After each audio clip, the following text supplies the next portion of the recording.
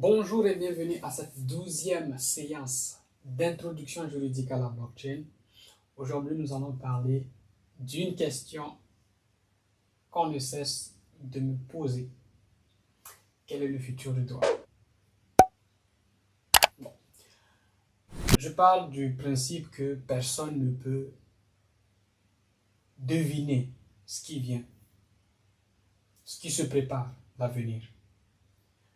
Par contre, je suis convaincu que lorsqu'on a les bons outils, la bonne donnée, on est capable de prédire plus ou moins ce qui va arriver et donc de s'y préparer. Et donc dans cette perspective-là, je me suis moi-même posé cette question qui est de savoir quel est réellement le futur du droit, le futur de la loi. Et donc pour répondre à cette question, j'ai pendant les 3 derniers mois fouillé en rapport avec ce que j'ai moi-même écrit. J'ai publié il y a quelques mois un livre intitulé Le futur du droit. Ensuite, j'ai regardé au niveau de différents auteurs, des auteurs américains, des auteurs anglo-saxons, quelques écrits en droit français, quelques écrits en droit russe. Je n'ai pas malheureusement pu approfondir des recherches au niveau des écrits en droit chinois, quelques écrits en droit espagnol et surtout les aspects techniques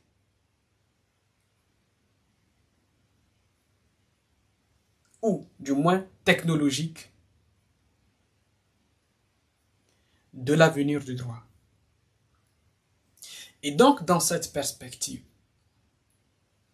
j'ai mis en place un ensemble de systèmes pouvant me permettre plus ou moins de prédire ce que l'avenir nous réserve.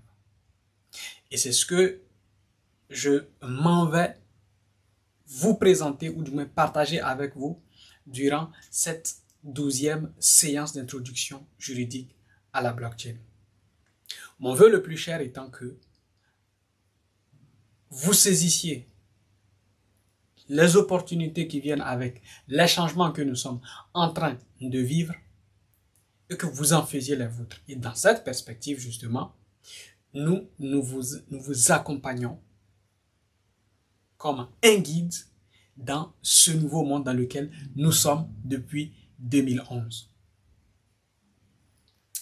Et donc, dans cette perspective-là, aujourd'hui, comme vous le voyez, l'intitulé de notre séance, c'est « Le futur du droit et de la loi ». Alors, nous allons commencer par l'autre côté.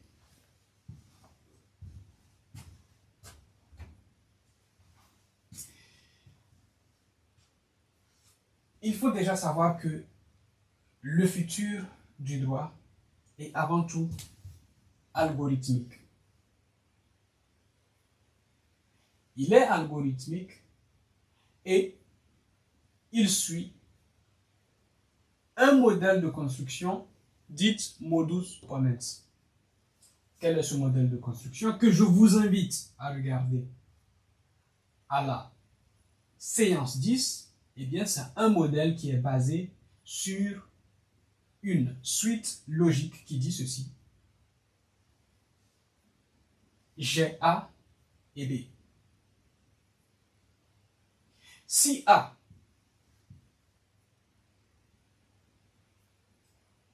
remplit la bonne condition, alors nous aurons comme conséquence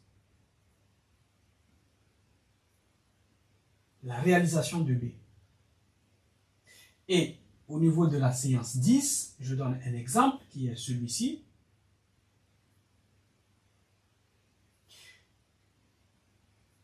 je voudrais retirer du cash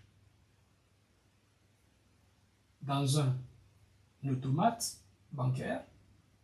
Je possède une carte bancaire.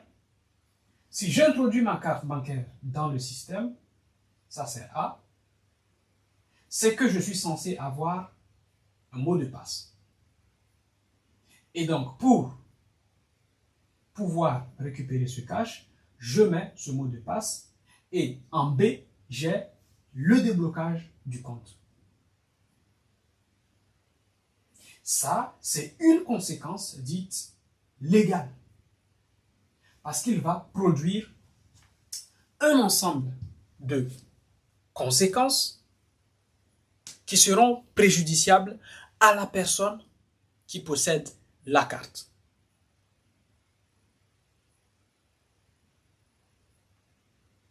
Et donc, dans cet ordre d'idées, ce dont nous allons parler d'abord de l'aspect central et ensuite de l'aspect autonome. L'aspect central d'un algorithme, c'est tout type d'algorithmes qui sont à la base d'une loi.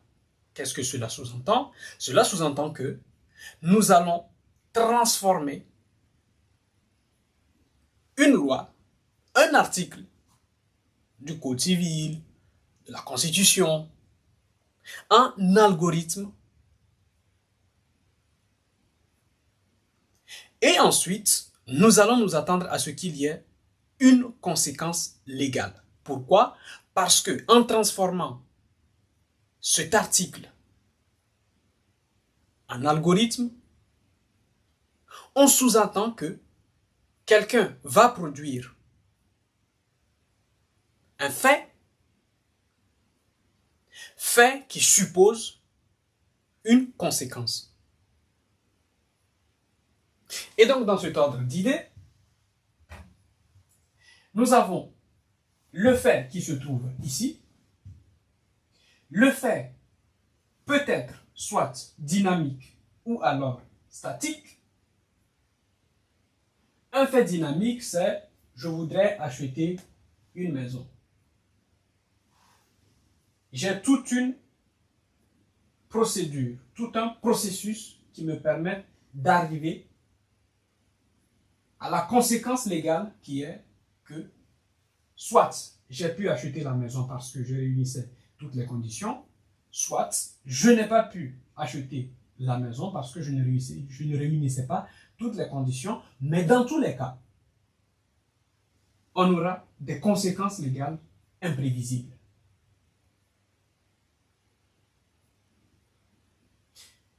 L'aspect statique. Supposons, comme on venait juste de le faire en expliquant le modus ponens, que je retire de l'argent. Eh bien, j'aurais beau répéter 100 fois ou 1000 fois la même action, j'aurai le même résultat, qui est que je mets ma carte. Si c'est ma carte, ça veut dire que j'ai le mot de passe. Si j'ai le mot de passe, ça veut dire que je peux retirer la somme d'argent que je veux. Et donc, ça va être cet aspect statique. Et ça va également produire une conséquence légale, qui peut être également imprévisible. Pourquoi imprévisible? Eh bien, si je n'ai pas assez d'argent dans mon compte, ce qui va se passer, c'est que je serai rejeté hors du système.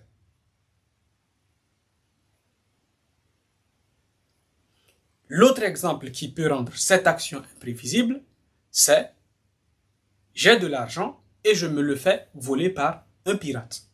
Quelles sont les conséquences imprévisibles? Eh bien, la banque peut décider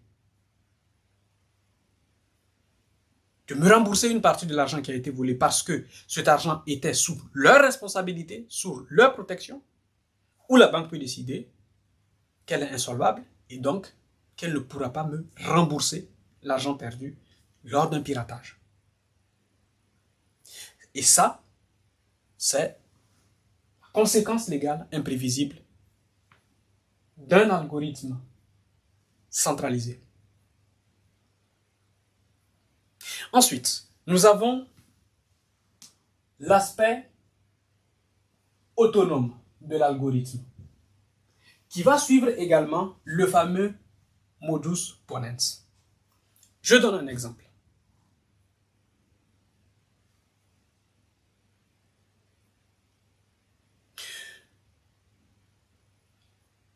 Je voudrais faire une transaction en utilisant de la crypto-monnaie, par exemple du Bitcoin. Je vais utiliser les fameuses conditions ou le fameux bloc de code que certains juristes appellent juste du code et non du droit. Et ce fameux bloc de code est toujours conditionnel. Si, donc, sinon. Si je possède un Bitcoin, je peux donc le transférer à quelqu'un d'autre. Sinon, je n'en possède pas. Et donc, je suis incapable de transférer ce que je ne possède pas. C'est pour cela que dans la communauté blockchain, on a tendance à dire, si ce ne sont pas des clés, c'est que ce ne sont pas des crypto-monnaies. Ce ne sont pas des crypto-actifs. Exemple de Celsius qui vient de déclarer sa banqueroute. Et donc, ce qui va se passer, c'est que au niveau de l'aspect de l'algorithme autonome, eh bien, on va avoir ce qu'on va appeler une conséquence légale qui sera prévisible. Et donc, qui va aboutir à un fait. Si je n'ai pas les clés d'accès à mon porte-monnaie électronique, mon wallet, pour transférer mon Bitcoin, qui a une conséquence légale, eh bien, je ne pourrai pas du tout créer de fait. Et donc, dans cet ordre d'idées, ce qui va se passer, c'est que à chaque fois que je veux poser un acte, sa conséquence légale est déjà calculée dans le temps. C'est pour cela qu'on dit qu'en matière de crypto légal, en utilisant les smart contracts, nous connaissons exactement quelle sera la conséquence de l'acte ou du fait qui sera posé. D'où le fait qu'on va classer la conséquence légale tout au-dessus, ensuite parler de sa prévisibilité, avant de parler du fait qui crée la conséquence légale. D'où le fait que on va dire if, then, else. Si, donc, ou alors, sinon. Et donc la question que je vais poser à ces juristes qui pensent que ce mode, cette logique n'est pas juridique, c'est quelle est la différence avec un contrat qui pose les mêmes conditions.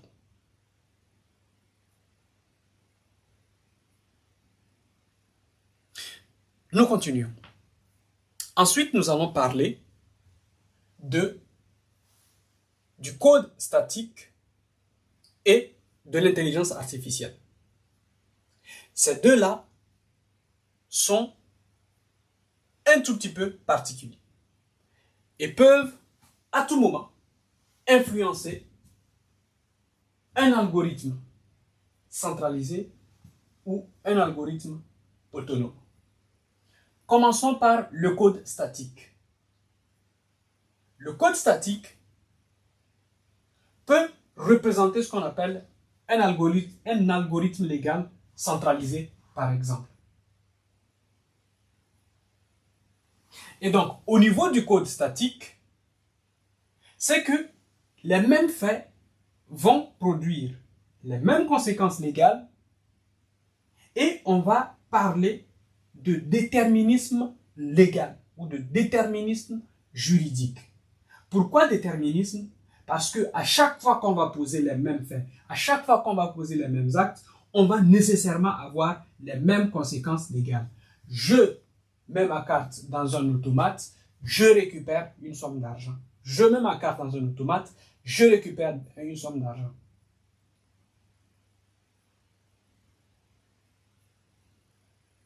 Autre chose, j'ai du Bitcoin dans mon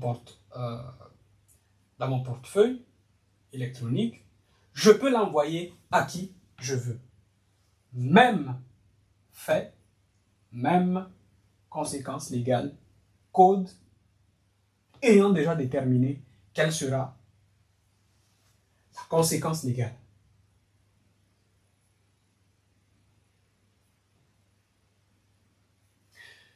Alors, vous allez me dire quelle est la différence alors, dans ce cas, dans cette espèce de déterminisme légal, entre un algorithme centralisé et un algorithme autonome. Eh bien, la différence va se poser au niveau de la conséquence légale imprévisible. Comme je vous le disais, si ce ne sont pas vos clés, c'est que ce n'est pas votre argent. Ou bien si ce ne sont pas vos clés, c'est que ce ne sont pas vos droits.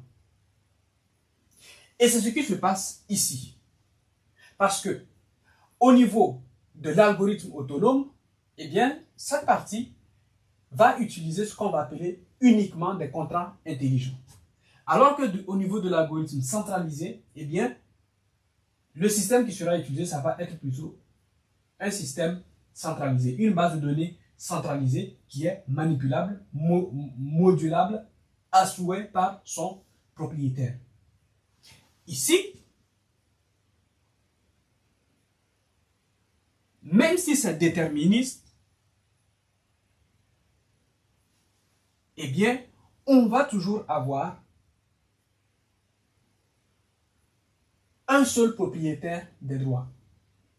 Et donc, ce qui va toujours changer, c'est lorsque ce propriétaire des droits va les transférer à un nouveau propriétaire dans ce que nous allons appeler un échange de pair à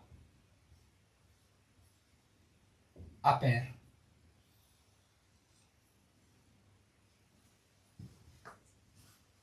Ça, c'est toute la différence avec ce qui se passe là. Ici, les conséquences légales sont imprévisibles. Nous le voyons tous les jours de la vie. La loi peut être à tout moment violée, même en suivant ce système-là. Je m'engage à remplir les conditions d'un contrat et à un moment, je décide que finalement, ce n'est plus nécessaire pour moi de remplir ces conditions, donc de respecter ma part du contrat. Les conséquences, imprévisibles. Pourtant, je peux m'être engagé par voix ou par écrit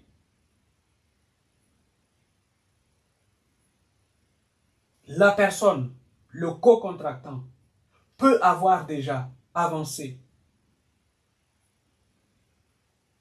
de l'argent, mais je peux décider à tout moment que je ne suis pas capable ou je ne veux pas respecter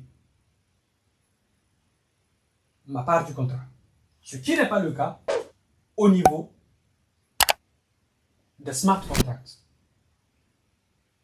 si je m'engage à remplir un certain nombre de conditions pour avoir un certain nombre de services, nous allons voir entrer en jeu ce que nous allons appeler un contrat intermédiaire appelé un escrow contract.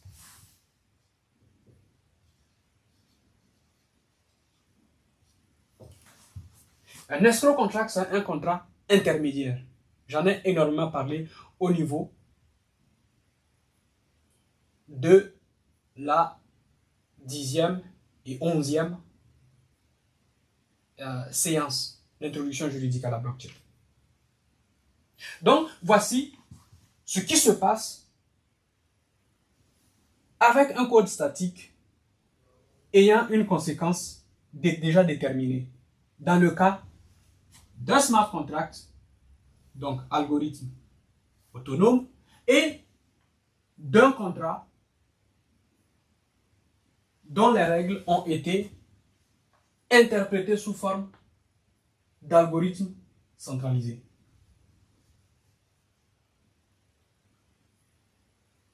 Et enfin, nous avons ce qui fait peur aujourd'hui à quasiment toute la communauté techno-légale et crypto-légale, c'est l'intelligence artificielle. Pourquoi ceci fait énormément peur? Nous allons nous rapprocher.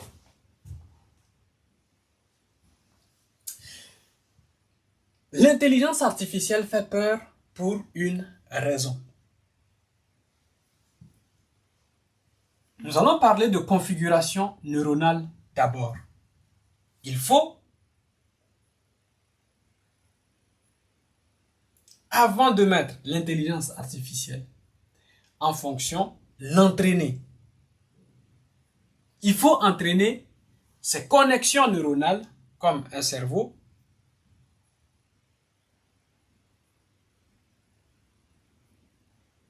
à plusieurs faits possibles.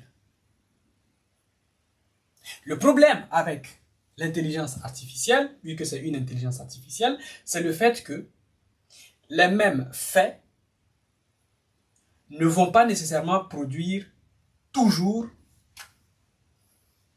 les mêmes résultats. Et donc, on va plutôt avoir ce qu'on va appeler un dynamisme légal en matière de conséquences. Pourquoi dynamisme légal en matière de conséquences? C'est que on peut avoir une variable. Et cette variable va complètement changer le résultat final qui est censé produire une conséquence légale. Je donne un exemple.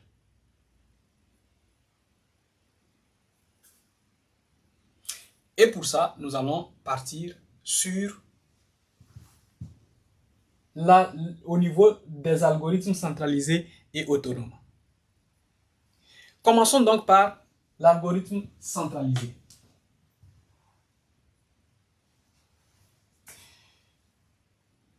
En partant de l'intelligence artificielle. Supposons que nous avons une assurance voiture. Notre voiture, c'est une Tesla et elle possède en son sein la fameuse conduite autonome.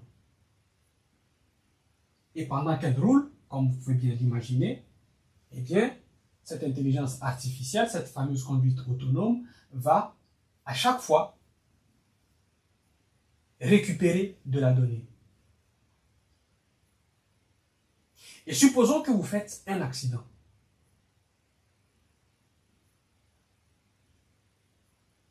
L'intelligence artificielle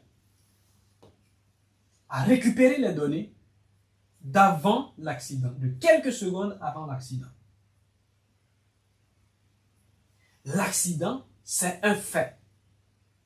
Un fait qui doit produire des conséquences légales. Est-ce qu'ils seront prévisibles ou imprévisibles? Eh bien, cela va dépendre d'une toute petite donnée qui est de savoir exactement qui est le fautif dans cet accident. Le fait, il est là. Il y a eu un accident. Mais qui est le fautif dans cet accident? Et pour répondre à cette question, eh bien, on va devoir poser une seule question à l'intelligence artificielle, c'est donne-nous les 30 secondes, puis les 20 secondes, puis les 10 secondes, puis les 5 secondes, puis les 3 secondes, puis 1 seconde avant l'accident. Et donc, l'intelligence artificielle, en s'exécutant, donc en faisant travailler sa connexion neuronale, va nous produire un résultat. Un résultat qui pourra dire, en réalité, même si le conducteur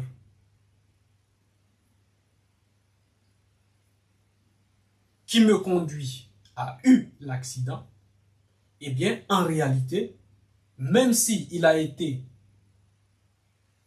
supposons, dans un cas traditionnel, supposons qu'on lui est rentré par derrière. En principe, la conséquence est que si je tamponne une voiture par l'arrière, je suis fugitif. Mais si l'intelligence artificielle montre que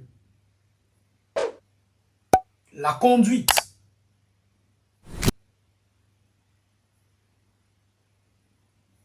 du conducteur qui semble être la victime a conduit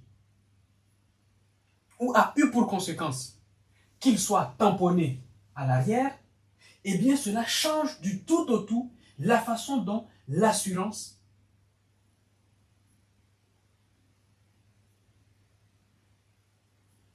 voit l'accident. Et dans cet ordre d'idées, que ce soit au moyen d'un algorithme centralisé ou au moyen d'un algorithme autonome, nous voyons entrer directement de l'imprévisibilité. Et donc, nous voyons rentrer directement ce que nous appelons le fameux dynamisme légal. Avec l'intelligence artificielle, les mêmes fins ne vont pas toujours produire les mêmes résultats. Que l'on utilise un smart contract ou que l'on utilise un algorithme centralisé. Et c'est ça, pour moi, à mon humble avis, je pense, l'un des futurs possibles que nous allons avoir. Imaginez à plus grande échelle l'usage de la 5G et des objets connectés. Imaginez que votre vélo est un objet connecté. Imaginez que tous les vélos de la planète sont des objets connectés. Toutes les voitures de la planète sont des objets connectés. Et que ces objets connectés sont assurés. Et que ces objets connectés ont une intelligence artificielle qui, à chaque fois, 24 heures sur 24, 7 jours sur 7, récolte de la data. Eh bien, qu'on ait la plus grande volonté légale, juridique au monde, cela ne changera pas le fait que, en ajoutant l'intelligence artificielle au droit, on obtienne des résultats, des conséquences légales dites dynamiques. Alors ma question c'est, est-ce que ce futur du droit Est-ce qu'il fait peur? Est-ce que nous devons nous inquiéter? Moi, je pense que ce n'est pas nécessaire de s'inquiéter de ce futur. Parce qu'à mon avis, il est déjà prévisible. Par contre, ce à quoi nous allons assister, ça va être vraiment ce que nous allons appeler une personnalisation des services.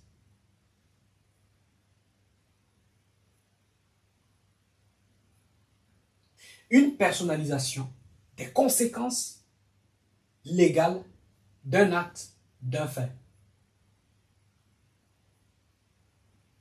Et c'est pour moi ça, ce que j'appelle le futur du droit et de la loi. Et donc, que vous soyez un adepte d'algorithmes centralisés ou que vous soyez membre d'une DAO, que vous pensiez que les conséquences légales sont maîtrisées parce qu'il y a prévisibilité, lorsqu'une intelligence artificielle entre en jeu, eh bien, cela va rabattre ou rebattre, toutes les cartes légales. Et donc, dans cette perspective-là, il devient nécessaire de pouvoir approcher avec l'esprit ouvert ce nouveau futur que l'intelligence artificielle, que les technologies décentralisées nous offrent. Et à DeepFab, nous serons très heureux de vous accompagner dans l'entrée de cette nouvelle aventure, notamment avec nos formations qui sont déjà suivies par des entrepreneurs, des avocats, des notaires, des professionnels du chiffre, etc., etc. Donc, c'est en ces derniers mots que je vous remercie de m'avoir suivi jusqu'au bout. Je nous souhaite